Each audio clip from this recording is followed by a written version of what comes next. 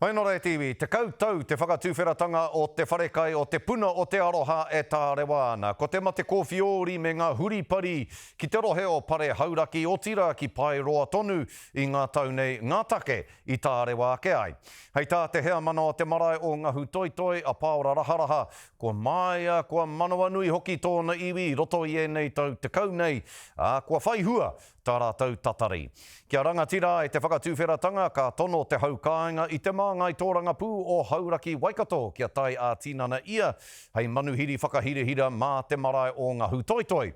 Ko ia hoki te tuatahi kia kai ki roto i te wharekai hou. Wai te ingoa te whare nei.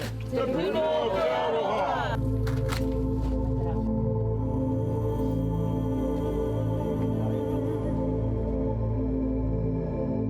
But today is about our wharekai and the opening of that, and it's good to be here to share with the wider whānau and for us to be operational again. Kua roa nei te wā mātou e kimi wā na ahakoa ngā whihitanga nui o te kāwanatanga i tēnei wā ki te tai ātinana ki ngā rohe katoa o Hauraki Waikato. Nō reira, koe nei titihi mea tino whakahira kia au.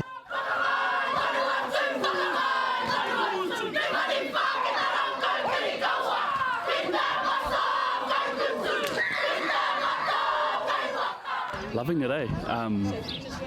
Yeah, it just brings this place to life again. I'm so stoked to see this place alive, full of people, the way it should be, the way I remember it growing up here in the 90s. I a mātou e noho ana ki te waharua, ki te ana i ngā whānau e kaha whakarite ana, i ngā huatanga o tēnei ata, me te miharo katoa, te kitenga i te toko maha o mātou.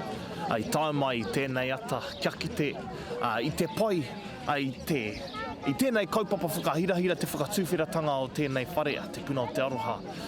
Ai, kua ana te ngākau, ko tae te wā, kia kite i tēnei o ngā whare, ko roa te wā, mātou e rongo ana, whakatūwhera nei i tēnei o ngā whare, no reira, ko tae ki te wā, kia whakanuia i tēnei mara Ngahutoitoi. Ka mutu, kia kite i te oranga o te whānau i noho ana ki konei.